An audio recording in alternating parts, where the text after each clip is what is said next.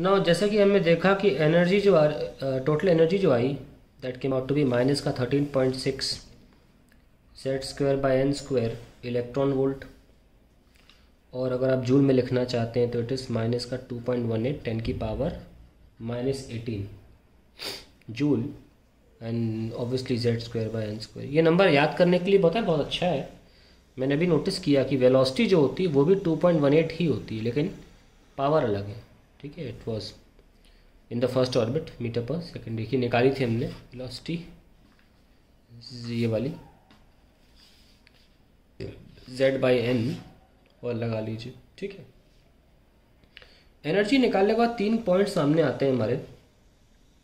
पहला है दैट ये हमने देखा कि energy of electron, the energy of electron is negative, which means that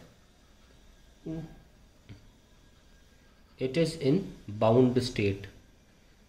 bound state का मतलब होता है that is it is under the attractive force of the nucleus,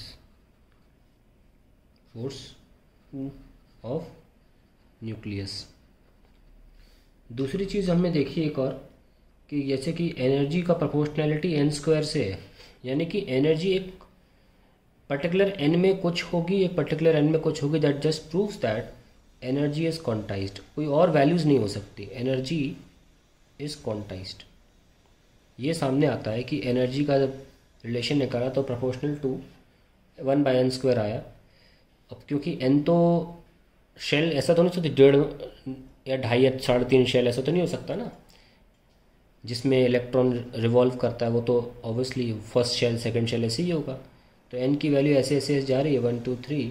so energy की वैल्यू भी उस लिहाज से होती रहेंगी। 1 पे कुछ आएगा, ये हम लिखने वाले थोड़ी देर में, लेकिन अभी पॉइंट्स लिख रहे हैं and so on. So the values are quantized. और क्वांटाइज्ड है इसलिए जब इलेक्ट्रॉन ट्रांजिशन करेगा, मतलब जो कि थर्ड पॉस्टुलेट था।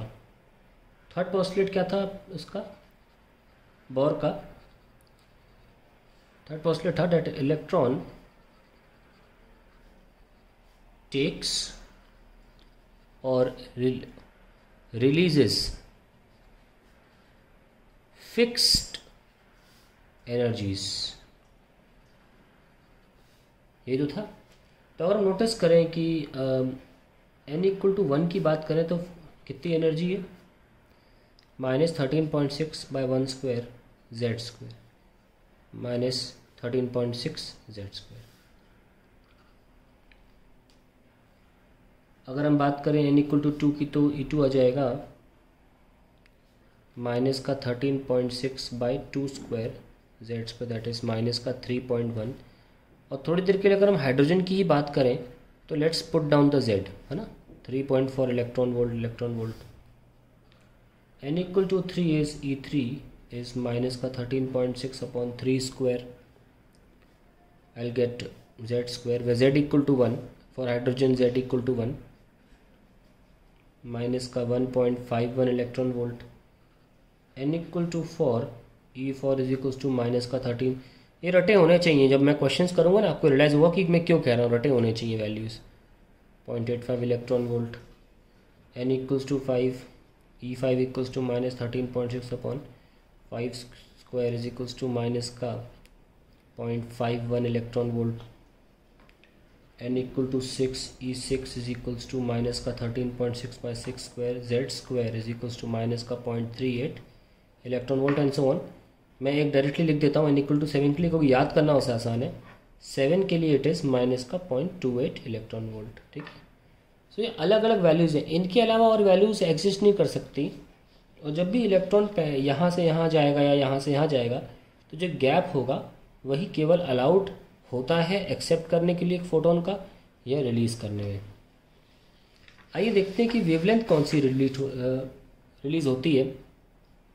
तो suppose an electron comes down from some higher energy level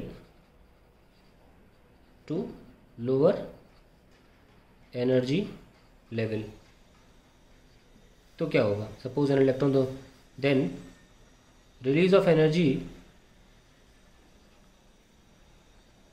delta E is equals to E initial minus E final. अब क्योंकि इलेक्ट्रॉन खुद ही नीचे आ रहा है ना, तो इनिशियल माइनस फाइनल करेंगे। अगर हम उसे ले जा रहे होते कहीं तो वो फाइनल माइनस इनिशियल होता। सो इनिशियल क्या है, माइनस का 13.6 अपॉन एन, इनिशियल मतलब हायर, हाई लेवल्स पे जा रहा है ना। हम कह रहे हैं कि suppose an electron comes down from some higher energy level to lower energy level, okay. तो इसीलिए इनिशियल हाई होगा, माइनस 13.6 एन लो, स्क्वायर लगाना भूल गए, ठीक है। So will get minus minus plus हो गया 13.6 by n low square minus 13.6 upon n high square, and we get that is delta E. So when an electron comes from a high energy level n high to n low, electron जब आता है तो it gives out a photon, और उस photon की energy हम जानते हैं एच न्यू फॉर्म में ही लिखी जाती है ना। सो 13.6 को हम कॉमन ले सकते हैं, and will get 1 upon n low square minus 1 upon n high square. Now let's write it out as hc by lambda is 13.6। ध्यान रखना है सारी वैल्यूज इलेक्ट्रॉन वोल्ट में आ रही हैं, ओके। सो हम चाहे तो इसको लिख सकते हैं 1.6 10 पावर माइनस 19, क्योंकि आफ्टर ऑल ये जो लेफ्ट साइड है वो जूल में है, ठीक है। इलेक्ट्रॉन वोल्ट में था, मैंने इस स्टेप में आके मतलब इसको इलेक्ट्रॉन वोल्ट को खोला है, ओके। उसकी कुछ वजह बता रहा हूँ क्या, n low square minus n high square. आइए नेक्स्ट पेज पे चलते हैं। So 1 by lambda is equals to 13.6 into 1.6 10 की power minus 19 upon h c 1 upon n low square minus 1 upon n high square.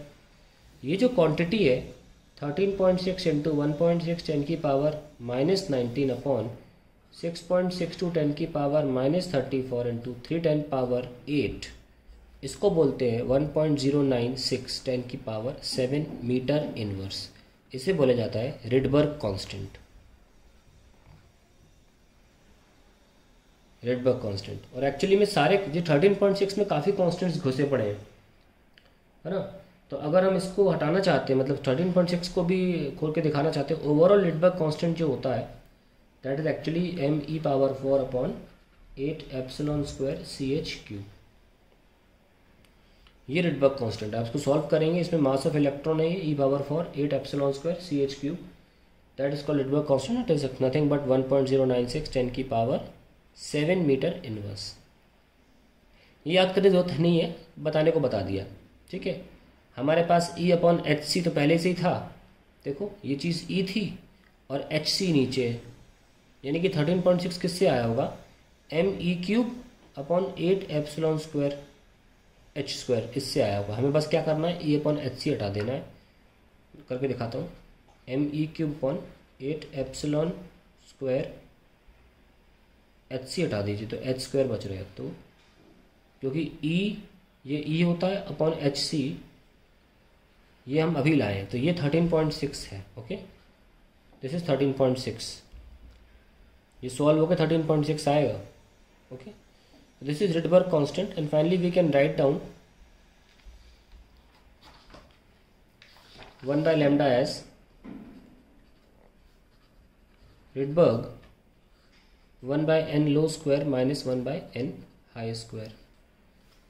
So इससे साफ जाहिर होता है कि कुछ पर्टिकुलर वेवलेंथ्स ही, क्योंकि वो डिपेंड कर रही हैं लोअर एंड हायर वैल्यू पे, एक डिस्क्रीट एक स्पेसिफिक वैल्यूज ऑफ वेवलेंथ ही बाहर निकलेंगी, और हमारे हाइड्रोजन स्पेक्ट्रम को ये क्लियरली साबित करता है, क्योंकि हाइड्रोजन स्पेक्ट्रम कंटिन्यूस नहीं था, वो एक पर्टिकुलर स्पेसिफिक वेवलेंथ ही दे रहा था, और वो इस फॉर्मूले से बिल्कुल सही बैठ रही थी। और ये सक्सेस इसी यहीं से सक्सेस दिखी जा सकती है बोर की थ्योरी की।